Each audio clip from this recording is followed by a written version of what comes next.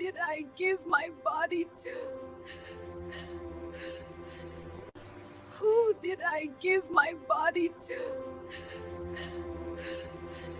That evening, the village settled into its usual hush. Lamps flickered in windows, dogs curled into sleep, and the sea breathed steadily in the distance. She bathed carefully, as though washing away doubt, and dressed with trembling hands. The fabric she had bought lay softly against her skin, delicate and new, carrying all the expectations she had folded into it. When she met him, he smiled the same familiar smile, the one she trusted, the one that had calmed her fears so many times before. He spoke sweetly, teased her gently, and for a moment, her heart rested easy. She told herself this was love.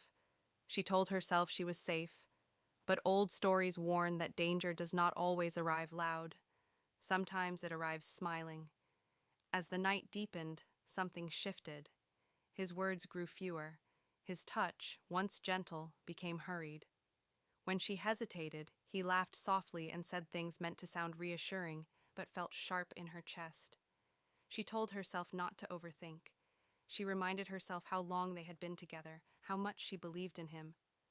And so she crossed the line she had guarded for so long. Afterward, silence filled the space between them. The warmth she expected did not come. He turned away too quickly, his attention drifting as though something important had already passed. She lay there awake, staring into the dark, holding her breath, waiting for him to say something, anything that would make the moment feel real, feel right. But the night gave her no comfort. In the days that followed, the village moved on as it always did.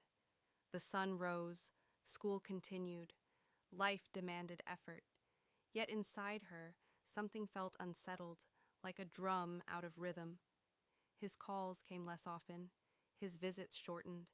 When she asked what was wrong, he said she worried too much.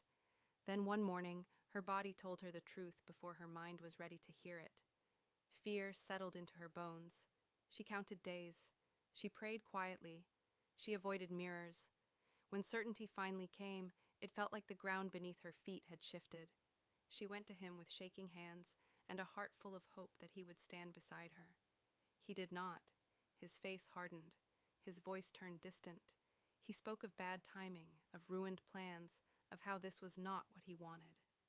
By the time he finished speaking, she realized she was standing alone, holding the weight of a future she never planned to carry by herself.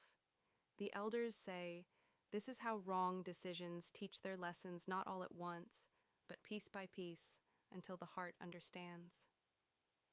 She returned home quieter than before. The books she once loved sat untouched. Dreams of college faded into worry. And each night, as the village slept, she lay awake listening to the same sea that once sounded gentle, now whispering reminders of a choice she could not undo. This is the part of the story where silence becomes heavy. This is the part mothers warn their daughters about. This is where love stops feeling sweet and begins to feel like a lesson. And still, the tale is not over.